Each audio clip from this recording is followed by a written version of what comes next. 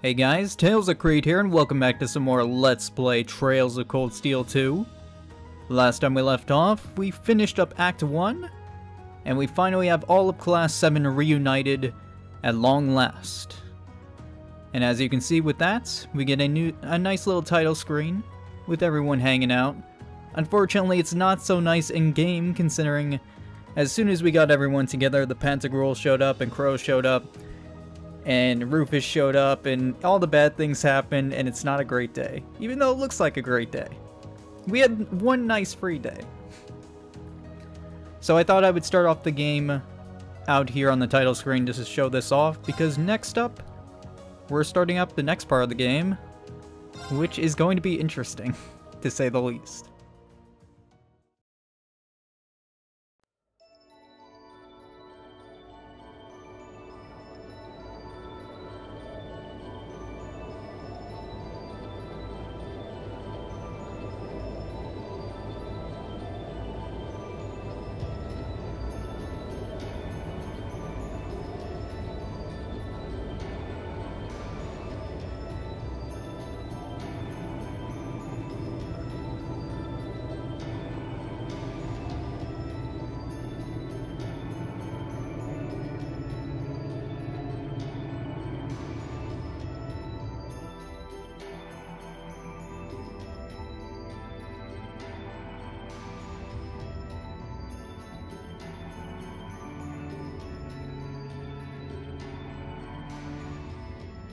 So this is what Duke Cayenne looks like from up close.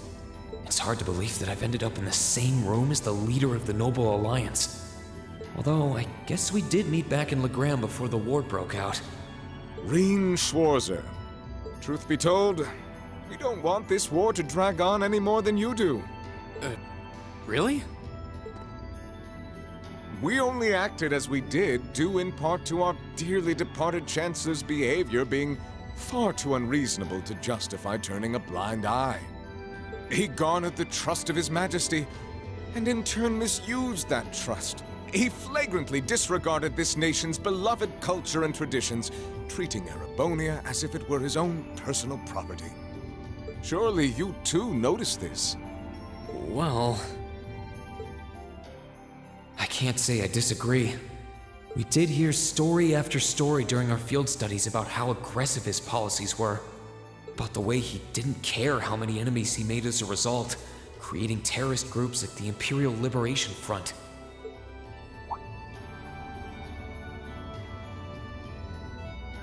But as I said, the cause of our nation's ills is now gone. Now, all that remains is to turn back the hands of time just a touch, and the good old days of the Empire will be upon us once more. The key to this bright future lies in putting aside our differences and joining hands. Am I wrong? Joining hands, but also taking full control of all the people in Erebonia. Yeah, totally, dude! I'm afraid that yes, you are. Do you honestly believe that people can so easily put aside their differences after all the Alliance has done? You occupied Heimdall and effectively took every one of its citizens hostage, imprisoned the Imperial family.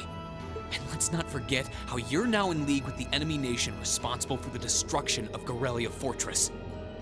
After all that, the Imperial army would never bow their heads to the likes of you, even if the rest of the population did.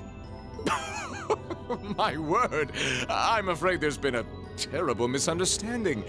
The Imperial family is simply under our loving protection. They certainly haven't been imprisoned. But that does bring me to exactly why I want you to help us. It does? The Azure Knight is already on our side. But if we had your Ashen Knight as well, that would mean we'd have two of the great knights of Erebonian legend to put into play. Couple them with our Panzer Soldats, Imperial Army's armored divisions would cower before us. You may not find us winning the war ideal, but this union benefits everyone more than carrying on until our inevitable victory, I don't think it's that simple. I beg to differ. The presence of Soldats units on a battlefield makes a tremendous difference. What they may lack in firepower and armor compared to tanks, they make up for in mobility and versatility. But more important than even those factors is the psychological impact they have on our opponents. Well...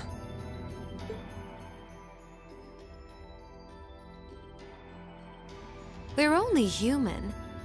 As such, we are as captivated as we are terrified of giant beings bearing human form. And if that holds true even for mass-produced soldats made with modern technology, it will be all the more true for the divine knights of legend you and Crow possess. Can't argue with that logic.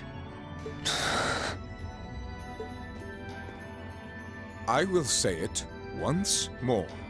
Gileath Osborne is dead. And with his death, all that's left to be done is end this ridiculous war and return order to the Empire. Only then will everything be as it should. That includes both your pleasant academy life and the peaceful days of darling Elise and her friend the princess. Are you trying to... You're a right cunt, aren't you? Oh, you son of a bitch.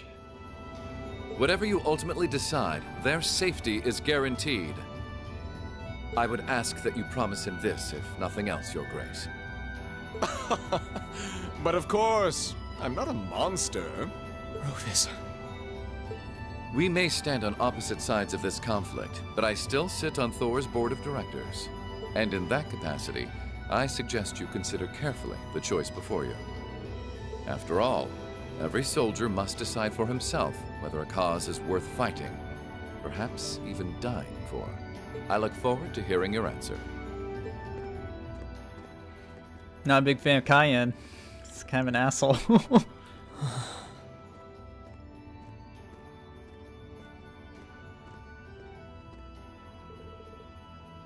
Oh wow, I'm surprised those guys aren't voiced in the PC version.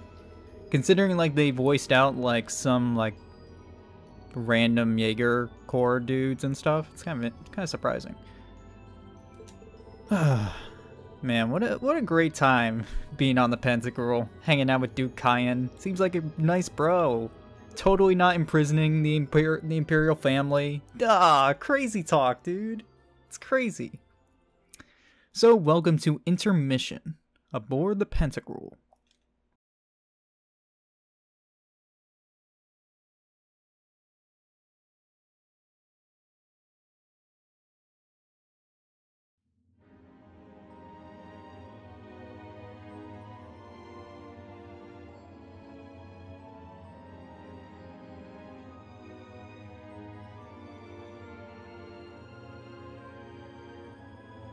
It's a nice place.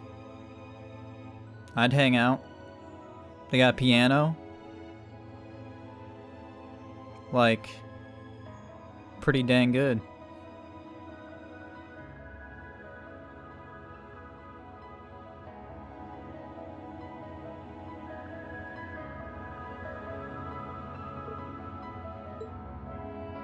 All that's left to be done is end this ridiculous war and return order to the Empire.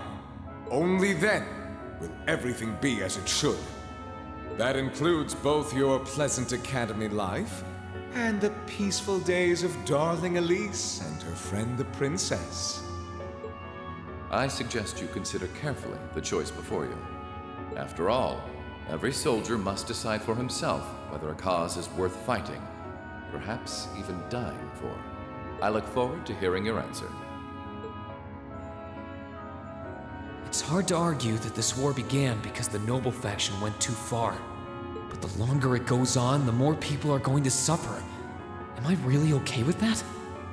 If I join them, I could reduce the number of victims, be friends with Crow again, free Elise and Princess Alphen.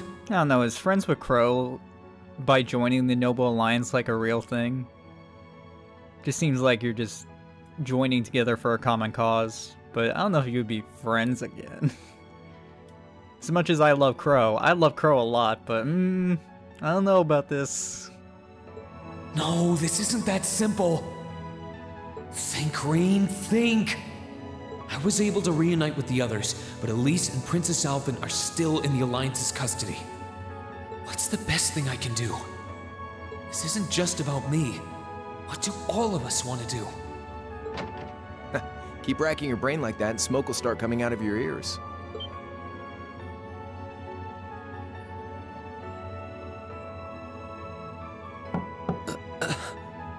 What do you want?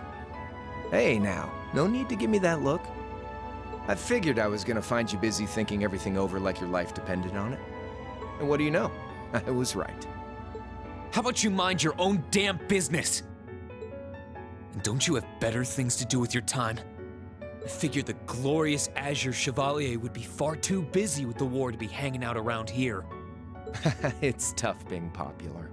If you joined us, I could get away with doing half the work I am now. So come on, stop freaking out about it so much and make a choice.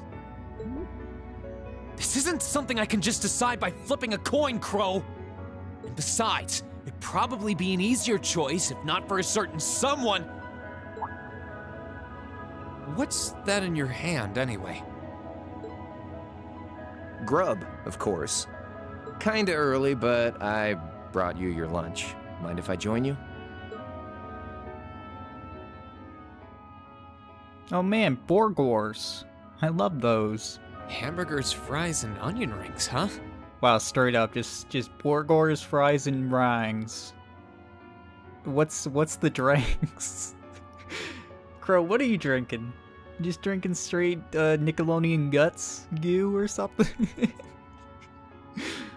I was expecting something more fancy like I had last night. Oh, that kind of food more your thing? Okay then, give me a minute while I go ask the chef to whip something up. No, this is fine. The burger looks delicious. Cool. All right, dig in. This tastes kinda different from a normal burger. Oh, no wonder. It's got whitefish in it. Yeah, they're called fish burgers. Pretty good, right? Yeah, the tartar sauce makes for an unusual extra flavoring too. This is a normal conversation we're having with the Azure Chevalier, the dude who totally betrayed us. Our best friend Crow. Normal conversation, it's great. Actually, just to throw this out there, this is probably like one of my favorite scenes in this entire game. So, I'm excited. This tastes amazing. I like this way more than the food I had last night, to be honest. Well, glad to hear it. Guess it was worth putting my cooking skills to the test after all. Wait, you made this? Was my first time cooking in a while, too. Sharon could probably do better, though. But I wanted to give it a shot anyway. This stuff was like soul food back in Jirai, where I grew up. Oh. To think, all the time we spent searching for the leader of the Imperial Liberation Front, and he was right under our noses. Crow Armbrust, from the Jirai SEZ. Oh, yeah. Vita was using some weird thing of hers to let you see what was going on, wasn't she? So I guess you saw what happened there. Yeah. Jirai was that special economic zone in the northwest you guys went to during our August field study, too.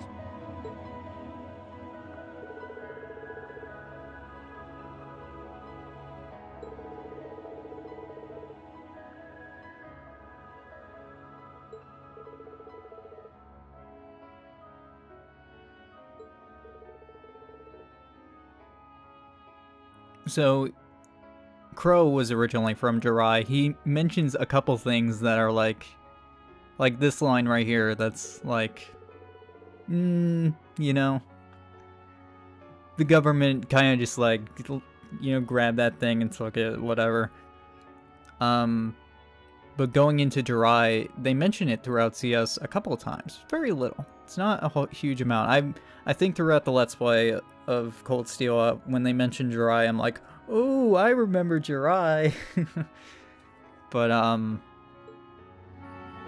So you ended up going back to your old hometown then? it's a pretty interesting place for Crow. Yeah, by pure coincidence.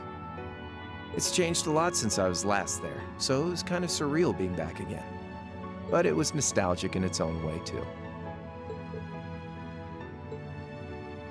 It's been bugging me for a long time now. What could have made you want to join a group of terrorists like the Imperial Liberation Front? What was it that made you hate Chancellor Osborne that much? Enough to take his life? Oh.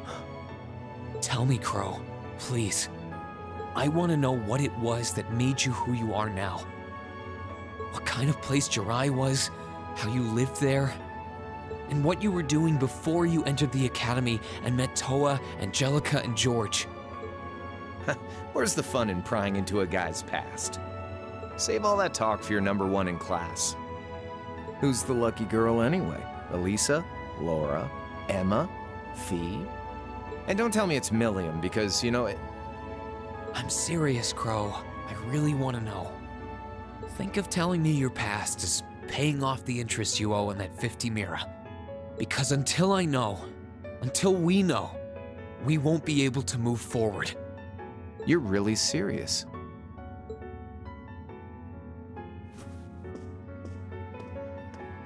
Crow? My past really isn't that big of a deal, you know. It's got nothing on yours, that's for sure. If you find yourself thinking that's all when I'm done, well, I warned you. So, you really want to know? Yeah. Nothing you say will change my mind. Please, tell me. All right, you win. Like I said, it's just your run-of-the-mill sob story. Pick up any history textbook and you'll probably find a dozen others just like it.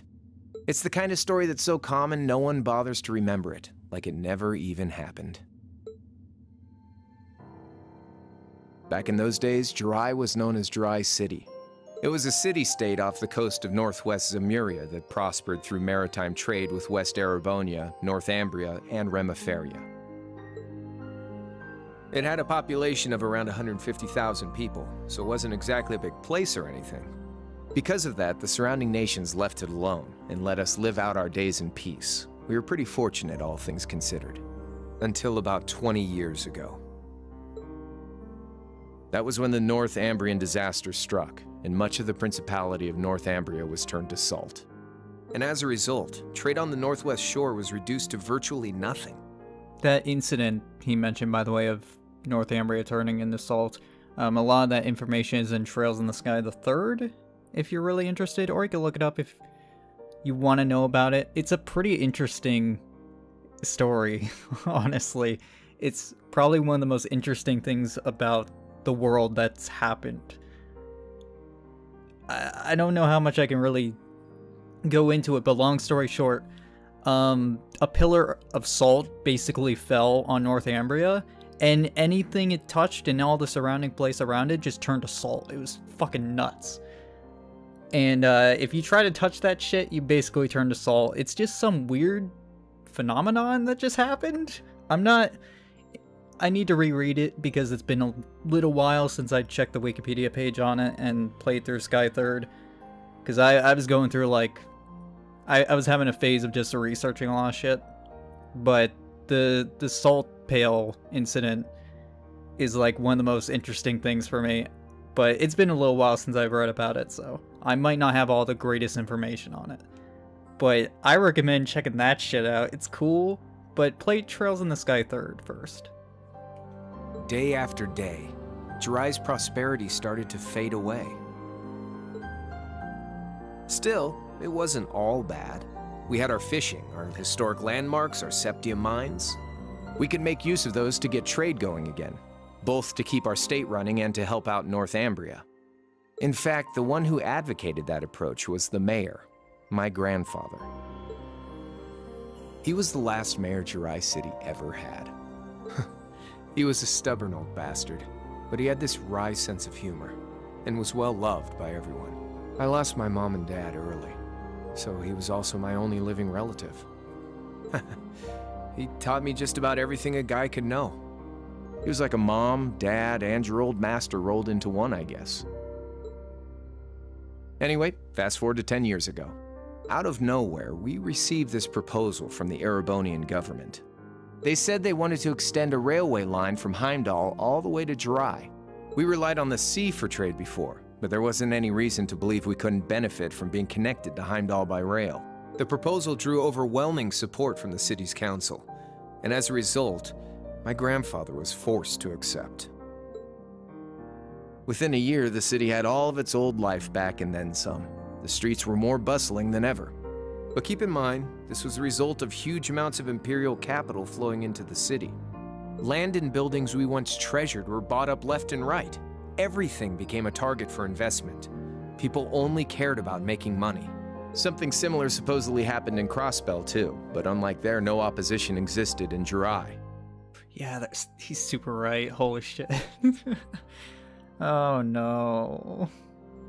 My grandfather sensed something was off, and he tried what he could to get the situation under control. Then one day, someone blew up the railway line leading to Jirai. Everyone demanded that it be repaired as quickly as possible. Everyone except the imperial government. Instead, they panned our national security arrangements for being insufficient and threatened to withdraw all imperial capital. The city was left in an uproar like we'd never seen. Shares plummeted, and with no one able to ascertain the culprit's identity, chaos reigned. That was when he showed up. Chancellor Gileath Osborne, in his third year as representative of the imperial government, personally came to Jirai. We then received a second proposal. The restoration of the railway and its future security will be seen to by the Imperial Army. In return for our continued assistance in safekeeping, Jirai will come under the wing of our glorious empire and attain even greater prosperity as a special economic zone. The timing was too good to be true, really. Realizing this, my grandfather staunchly opposed the idea. He tried everything he could to convince the city's council to reject the offer. Unfortunately, once you taste the sweet fruit of prosperity, it's hard to want to go back. The council, made up of influential merchants and all their greed, jumped at the offer. And tempted by the elimination of customs, together with the tax breaks from being an SEZ, many of the citizens did too. And during all that, they'd conveniently found a suspect behind the railway incident: my grandfather. He loved Jirai more than anyone, and up till then, its people loved him too. And yet, virtually overnight, he found himself facing the wrath of both the city's council and the citizens alike. Left with no choice, he resigned from his position as mayor, and Jirai formally became part of the empire. Both of these things happened on the same exact day. That was 8 years ago. Naturally, everyone knew my grandfather wasn't the one who did it. They knew who was really responsible. They just turned a blind eye to the truth. See? I warned you. Just your run-of-the-mill sob story. I don't know what to say, Crow.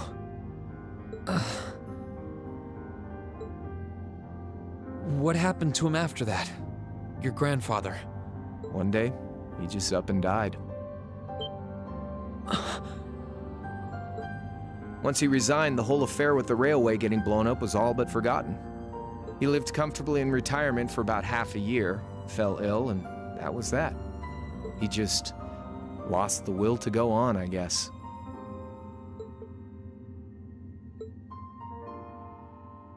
Like I said, he was the only family I had.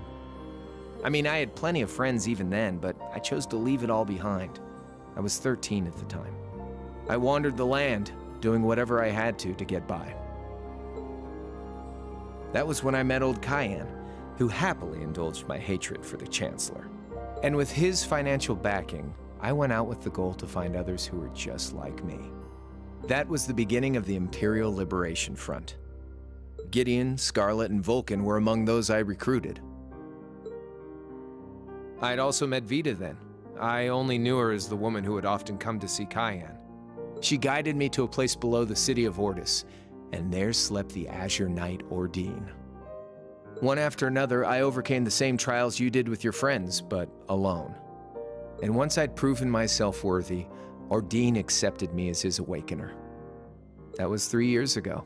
I was 16. My preparations complete, I concealed my background and enrolled in a military academy near the capital. Everything I did for the sole purpose of taking the Chancellor's head.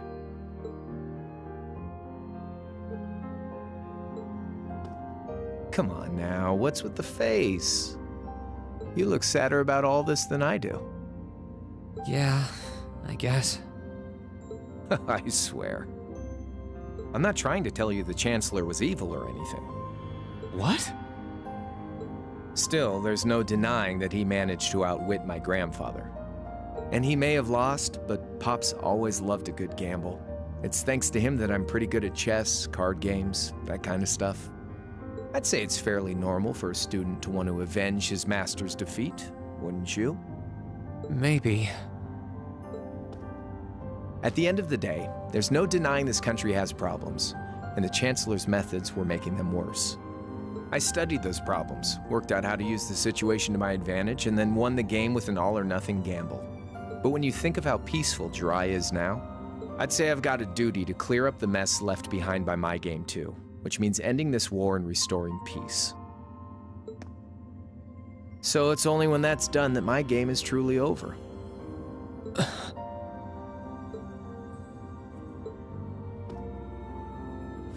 I don't want whatever your decision is to be influenced by my past, okay? Like Rufus said, you need to think long and hard about what it is you're fighting for. For you, more than anyone else. Yeah, but Crow... Anyway, I think I've stuck around here for long enough. You're gonna be treated as a visitor. Well, sort of. It's about time for the higher-ups to head back to Heimdall, so go ahead and pass the time however you want. However I want? What else can I even do here?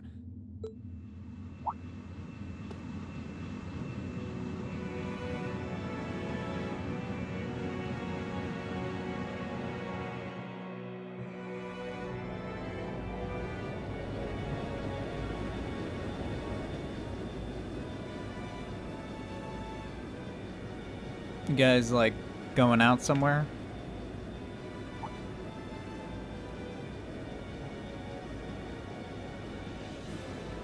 Thanks, Vita.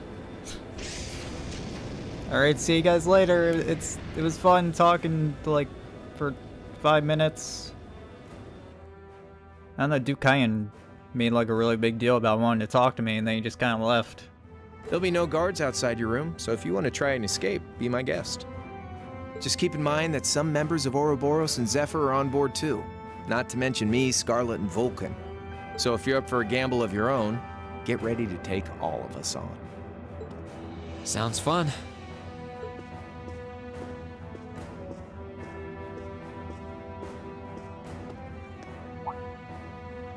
Oh yeah, one more thing. There's this real cute visitor in the guest of honors room on the 2nd floor. I think she'd perk right up if she saw you, so why not go pay her a visit? Just don't go making your girl jealous, okay?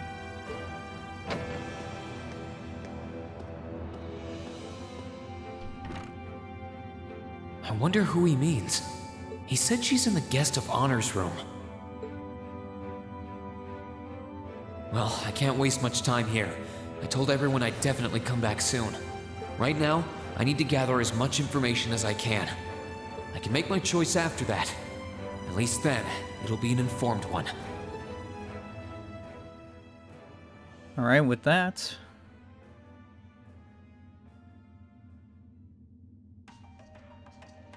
we finally got to talk to Crow. I think the one thing I always wanted from this game is exactly what that scene is. I wanted a moment to just sit down and have a conversation. Just a conversation with Crow. It can even just be a one-sided conversation of what the fuck is going on in Crow's head. What's he thinking? And that's pretty much what this scene offers to you, and I really like that. We got to learn about his past and what exactly motivates him. And really, it's pretty much what exactly, it's pretty much how he describes it. It's like your run-of-the-mill sob story, but it makes sense. Like, I can understand that. So, at the end of the day, his grandfather played a game and he lost. So, it's a bummer. And it kind of resonates with me after playing some other game in the series that I've mentioned a couple times. There are a lot of similarities for Jirai that there are in Crossbell, which is pretty interesting to think about. There's a large amount of similarities, honestly, with that story that he just told. And I'm not saying in spoilers, don't worry, but it's interesting that there are similarities. And the fact that Osborne was willing to play a game like that for Jirai was pretty fucking fucked up. It's interesting. I think that's what makes Osborne such a good character, is he's so impactful. And we've seen that through Cold Steel 1. You see that throughout the series, really. He's a scary dude. He goes around, he's not afraid to make these decisions that do fuck people up. But it's like for the greater good, but they still are really bad. So I think his intentions are for the, like, he has good intentions for the Empire as a whole, but he's also a big fucking asshole. Like, straight up, the biggest asshole. So, anyway, we now have access to the Pantagruel. We can walk around, check the place out after talking to Crow, so that's pretty nice. The interesting thing, and what makes this intermission probably one of my favorite parts of the game, is we can basically talk to a lot of Ouroboros members. We can talk to Zephyr, and we can talk to the Liberation Front, and just talk to them and see what motivates them, or not even that. Just see what kind of person they are. And there's some interesting conversations here. So let's go ahead and get started. We're just gonna be talking to everyone, so I don't know where I'm gonna start. I guess right here. I can sense someone inside. Come on in if you like. That sounds like... The nice thing is, these are all voiced, so I don't have to, like, talk in the middle of them talking. So there's gonna be a lot of moments where I'm just not gonna be saying anything, because I want you guys to hear everything the game has to say. So, hey, I'm not complaining. I like voice acting. I'm excited to not have to talk that much. Excuse me.